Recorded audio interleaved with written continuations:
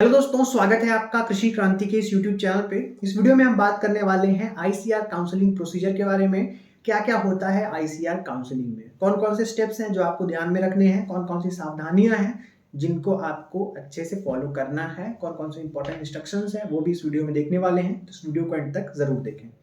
सबसे पहले यहाँ पे आपके पास एक रैंक कार्ड होगा। ऐसे स्टूडेंट्स जिनको 0 से ज़्यादा नंबर आए हैं वो सभी रजिस्ट्रेशन के लिए और चॉइस फिलिंग के लिए एलिजिबल हैं। इसका बिल्कुल भी मतलब नहीं है कि आपको एक नंबर पे सीट मिलने वाली है। मैंने एक वीडियो अपलोड करके रखा है कि कितने तक आपको रजिस्ट्रेशन करना चाहिए आईसीआर यूजी में, तो आई बटन पे क्लिक करके इस वीडियो को आपको ज़रूर देखना चाहिए। रजिस्ट्रेशन प्रोसेस आपका 9 दिसंबर से स्टार्ट हो चुका है और लास्ट डेट है 15 दिसंबर। 15 दिसंबर तक आप पेमेंट कर सकते हैं आईसीआर पोर्टल पे रजिस्ट्रेशन के लिए। बस वो पेमेंट करना ही आपका रजिस्ट्रेशन हो जाएगा। ठीक है, उसी को बोलते हैं रजिस्ट्रेशन। आपने 500 रुपये आईसीआर को पे कर दिया, दैट मीन्स आपको चॉइस फिलिंग वाला जो विंडो है वो आपके लॉगिन आईडी पे दिखाई देने लगेगा। इसको हम बोलते हैं रजिस्ट्रेशन। जैसे ही आपका रजिस्ट्रेशन कंप्लीट होगा तो आपको चॉइस फिलिंग का ऑप्शन आपके लॉगिन आईडी पे दिखाई देना शुरू हो जाएगा, एडिट एंड मॉडिफाई चॉइस का। चॉइस फिलिंग आप 16 दिसंबर तक कर सकते हो। अगर आपने एक बार चॉइस फिलिंग कर दी, मान लो आपने उसमें कुछ गलतियां कर दी चॉइस फिलिंग में, तो आप उसको एडिट भी कर सकते हो। ठीक है, मान लीजिए आपने पहले 10 कॉलेज डाले, आज 10 कॉलेज डाल दिए, कल आपका मन है कि 10 कॉलेज मुझे और डालने हैं, 10 यूनिवर्सिटीज और डालनी है, तो आप अगले दिन 10 यूनिवर्सिटीज और डाल सकते हो। फिर आपको मन करता नहीं मुझे और कोर्सेज में अप्लाई करना है, तो आप वो भी कर सकते हो। लेकिन कब तक कर सकते हो? 16 दिसंबर रात को 12 बजे तक। 16 दिसंबर तक आप उसमें कुछ भी एडिट कर सकते हो। आप चाहो तो उसका ऑर्डर चेंज कर सकते हो, आप चाहो तो ऐड कर सकते हो, आप चाहो तो हटा सकते हो, कुछ भी आप कर सकते हो। ठीक है, आपका वो लॉक नहीं होगा। 16 तारीख को वो ऑटोमेटिकली आप उसमें एडिट नहीं कर पाओगे, दैट मीन्स वो लॉक हो जाएगा। काउंसलिंग में आपका अलॉटमेंट प्योरली मेरिट बेसिस पे होता है। मेरिट मतलब आपकी जो रैंक आई है उस रैंक के बेसिस पे ही आपका अलॉटमेंट होता है। आपकी रैंक के बेसिस पे देखा जाता है कि यहाँ पे कितनी सीटें खाली हैं जो आपने प्रेफरेंस दिया है। सबसे पहले क्या होगा, फर्स्ट रैंक वाले से शुरू किया जाएगा, उसको दे दिया जाएगा। फिर नीचे नीचे नीचे आते आते आते ऐसे करके फिर 100 का दिया जाएगा, फिर 100, 200, 300, 400, 500 ऐसा करते करते नीचे तक आते जाएंगे। कहाँ तक आएंगे? जब तक उनकी सीट सारी फुल नहीं हो जाती हैं। फुल नहीं हो जाती हैं जब तक सभी कोर्सेज में, तब तक वो सीटें देते रहेंगे। प्रेफरेंस आपसे क्यों भरवाया जाता है? मान लीजिए कि आपकी रैंक आई है 6000, ठीक है, मान लेते हैं आपकी रैंक 6000 आई है और आपको वो कोर्स चाहिए ही नहीं। ठीक है, तो आईसीआर को कैसे पता चलेगा कि आपको वो कोर्स नहीं चाहिए? वो पता करने के लिए आपसे फिल करवाया जाता है आपका चॉइस प्रेफरेंस। आईसीआर सॉफ्टवेयर आपके चॉइस प्रेफरेंस को देखेगा और अगर आपने जो चॉइस प्रेफरेंस भरा है उसमें सीट खाली नहीं है, आपको मान लीजिए एग्रीकल्चर ही चाहिए और 6000 रैंक पे फर्स्ट राउंड में एग्रीकल्चर किसी भी यूनिवर्सिटी में खाली नहीं रहता है, तो वो आपको नॉट अलॉटेड लिख के आ जाएगा जब भी अलॉटमेंट का डेट आएगा। मान लीजिए आपने सारे कोर्सेज डाल दिए और आईसीआर का सॉफ्टवेयर आया और उसने देखा अरे इसने तो बायोटेक डाल रखा है, बायोटेक हमारे में सीट खाली है तो इसको दे देते हैं, ऐसा होता है। मान लीजिए कि आपने ऐसी यूनिवर्सिटी छोड़ दी जहाँ पे वो सीट खाली है आपकी रैंक पे, तो क्या आपको मिलेगा? जी नहीं। आपने वो चॉइस डाला होगा, आईसीआर की उस रैंक तक आते आते वो सीट खाली होगी, तभी आपको वो सब्जेक्ट और वो कॉलेज अलॉट होगा। बहुत सारे स्टूडेंट्स क्या करते हैं, एक एग्जाम्पल से आपको मैं बताता हूँ कि उनको खुद के स्टेट का ही कॉलेज चाहिए होता है। जैसे महाराष्ट्र में 4 स्टेट एग्रीकल्चरल यूनिवर्सिटीज़ हैं और किसी बच्चे की रैंक आ गई अब 7000 8000 आ गई, उसने केवल 4 कॉलेज डाल दिए बीएससी एग्रीकल्चर के, तो क्या उसको कॉलेज मिलेगा? बिल्कुल नहीं मिलेगा। ठीक है, उसकी रैंक तक अगर वहाँ पे सीट भर गई हैं तो अदर यूनिवर्सिटीज़ तो आईसीआर का सॉफ्टवेयर देखेगा ही नहीं ना, क्योंकि आपने फिल नहीं किया है, तो वो आपको नहीं मिलेंगी। तो ये सिंपल मतलब होता है आईसीआर का सॉफ्टवेयर कैसे काम करता है और काउंसलिंग कैसे काम करती है। आईसीआर में इस साल से एक और राउंड बढ़ गया है, 4th राउंड।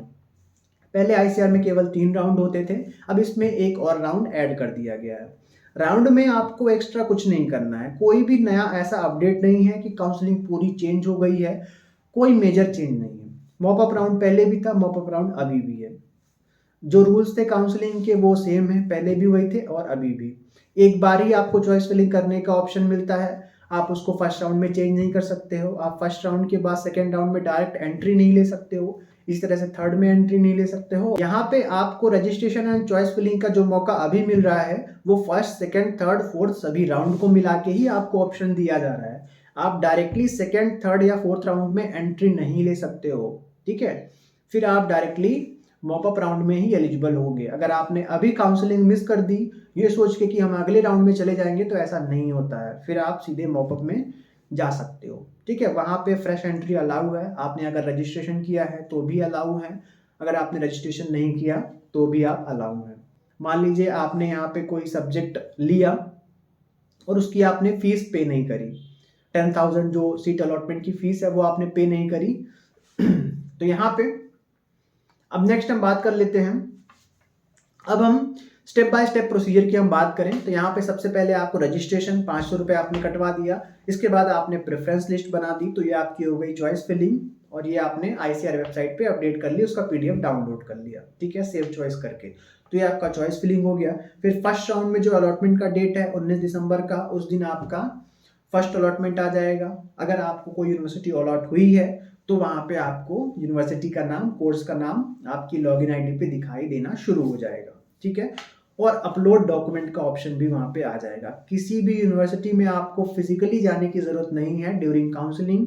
डॉक्यूमेंट वेरिफिकेशन कैसे होता है? ऑनलाइन। आपके लॉगिन ID पे ही अपलोड डॉक्यूमेंट का ऑप्शन आ जाएगा।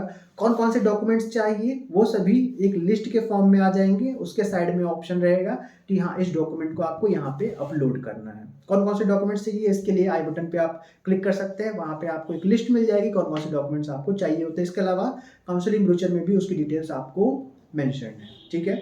आपने अपलोड कर दिए डॉक्यूमेंट्स। इसके बाद वो डॉक्यूमेंट्स यूनिवर्सिटी डाउनलोड करेगी और उसको वेरीफाई कर लेगी। अगर किसी डॉक्यूमेंट में उसको दिक्कत आती है तो आपको मेल करेगी यूनिवर्सिटी आपके रजिस्टर्ड ईमेल ID पे, और आपको अगले दिन का टाइम दिया जाएगा कि आप इसको वापस से अपलोड कर सकते हैं, ठीक है। एक बार यूनिवर्सिटी आपको टाइम देती है। आपने अपलोड कर दिया, यूनिवर्सिटी ने वेरीफाई कर दिया, दैट मीन्स आपको 10,000 पेमेंट करने की वहाँ पे ऑप्शन आ जाएगा आपके लॉगिन ID पे, ठीक है। 10,000 का पेमेंट करने का ऑप्शन आ गया आपके लॉगिन ID पे, मतलब आपके डॉक्यूमेंट्स वेरीफाई हो चुके हैं, ठीक है। इसका कोई अलग से कंफर्मेशन नहीं आता है। आपने 10,000 पे कर दिया तो आपके पास दो ऑप्शन आएंगे। दो ऑप्शन कौन से? फर्स्ट राउंड में है अभी आप। जब तक आप 10,000 पे नहीं करेंगे तब तक आप अपग्रेड नहीं कर सकते हैं, तब तक आप एडमिट नहीं हो सकते हैं। सीट लॉक करने के लिए भी आपको 10,000 पे करना पड़ेगा, और अगले राउंड में अपग्रेड करने के लिए भी 10,000 आपको पे करना होगा, ठीक है। तो 10,000 आपने पे कर दिया। अब यहाँ पे आपकी लॉगिन ID पे दो ऑप्शन शो कर रहे हैं, एडमिट का ऑप्शन शो कर रहा है और एक अपग्रेड का। तो अगर आप एडमिट कर देते हैं, मान लीजिए आपको जो आपकी यूनिवर्सिटी चाहिए थी वो मिल गई है, तो एडमिट पे आप चूज करके सेव कर सकते हैं। ये कर दिया, दैट मीन्स आप काउंसलिंग से अब बाहर हो चुके हैं, किसी भी राउंड में आप एलिजिबल नहीं हैं अगर आप एडमिट कर लिए, ना ही मॉपअप में, ठीक है। एडमिट करने का मतलब आप उस यूनिवर्सिटी के स्टूडेंट हो चुके हैं। अब जब भी यूनिवर्सिटी फिजिकल रिपोर्टिंग के लिए आपको बुलाएगी तो आप वहाँ पे जाके क्लासेस ले सकते हैं, ठीक है।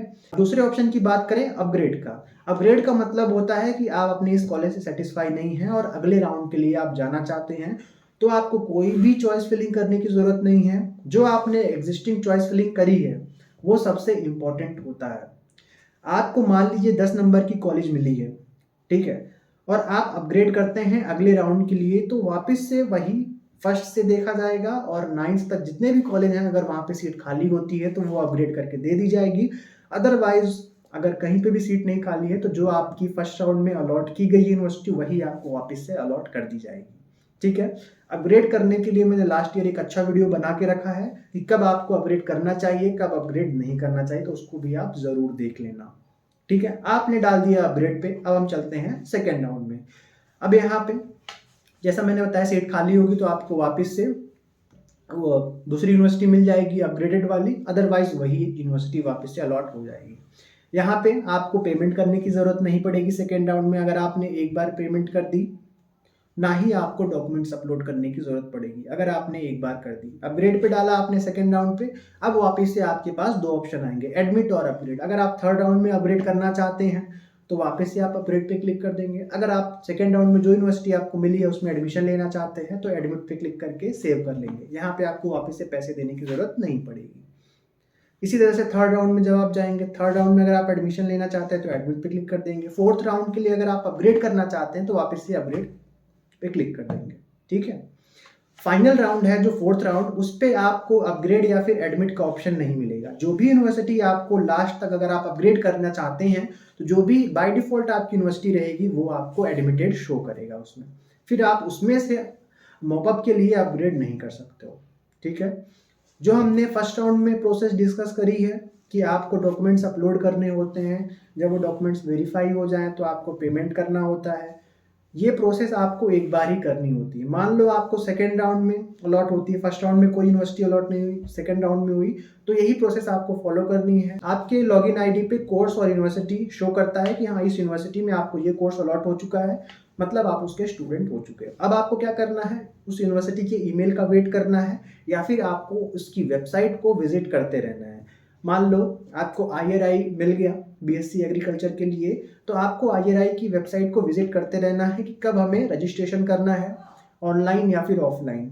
ठीक है, आपको विजिट करते रहना है और ईमेल का भी चेक करते रहना है कि कब हमें वो बुला रहे हैं, कब से हमारी क्लास शुरू हो रही है या फिर फर्दर रजिस्ट्रेशन होता है अलग अलग वेबसाइट पे। जो कॉलेज की वेबसाइट रहती है, एकेडमिक मैनेजमेंट सिस्टम जो रहता है AMS, तो वहाँ पे भी रजिस्ट्रेशन बहुत सारी यूनिवर्सिटीज़ करवाती हैं। ठीक है, आपका जब एक बार अलॉटमेंट हो जाता है तो ये फर्दर उसके बाद की प्रोसेस होती है। यूनिवर्सिटी में एक से ज़्यादा कैंपस हैं तो वो भी आपको उसके बाद चूज करने पड़ते हैं। अलॉटमेंट भी आपके रैंकिंग के बेसिस पे होता है, किस यूनिवर्सिटी में किस कैंपस में कितनी कैटेगरी की सीटें हैं, कितनी जनरल की सीटें हैं, फिर उसके बाद वहाँ पे अलॉटमेंट होता है और आपको बता दिया जाता है कि आपको कौन सा कॉलेज अलॉट हुआ है उस यूनिवर्सिटी के अंदर। ICR सीट एक्सेप्ट करने के लिए सीट एक्सेप्टेंस फीस होती है 10,000 रुपये।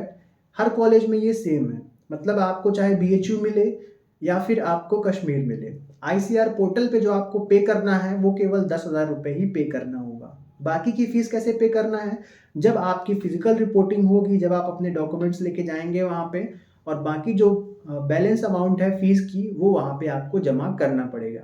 मान लीजिए किसी यूनिवर्सिटी की फीस 30,000 रुपये है तो 10,000 आपका माइनस हो जाएगा जो आपने यहाँ पे ICR की सीट एक्सेप्टेंस फीस भरी है, तो वहां पे जाके आपको केवल 20,000 रुपए ही भरने पड़ेंगे। ICR काउंसलिंग में सबसे ज्यादा इंपॉर्टेंट पार्ट होता है चॉइस फिलिंग का, क्योंकि जितने भी राउंड है फर्स्ट सेकंड थर्ड फोर्थ, वहां पे आप अपनी चॉइस फिलिंग को चेंज नहीं कर सकते हो। वो ऑटोमेटिक अलॉटमेंट होगा बट आपके चॉइस फिलिंग के बेसिस पे होगा। अब यहाँ पे ऐसी बात नहीं है कि 30,000 वाले जो ओवरऑल रैंकिंग है और जो 2,000 वाली ओवरऑल रैंकिंग है उनका सेम है, बिल्कुल नहीं। आपका अलॉटमेंट आपके रैंक के बेसिस पे ही होगा, लेकिन जो 7-8 हज़ार वाले स्टूडेंट्स हैं, 4,000 वाले स्टूडेंट्स हैं, उनके लिए बहुत मैटर करता है चॉइस फिलिंग।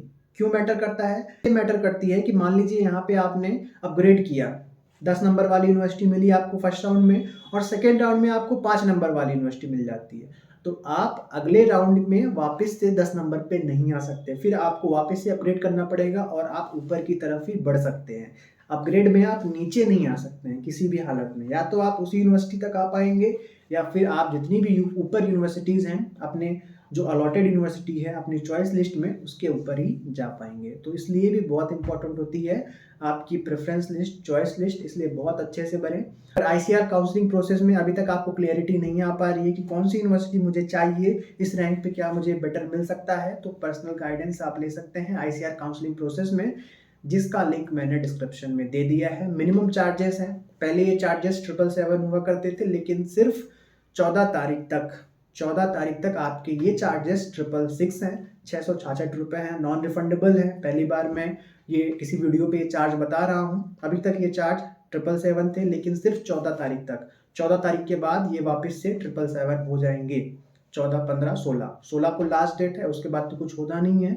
तो 14 तारीख तक 666 मिनिमम चार्ज है आपकी काउंसलिंग के लिए। आपकी काउंसलिंग का मतलब मैं पूरे काउंसलिंग में आपके साथ रहने वाला हूँ जब तक आपको सीट नहीं मिल जाती है। मॉपअप राउंड हो गया, उसके बाद कॉलेज लेवल काउंसलिंग हो गई, एट लास्ट तक।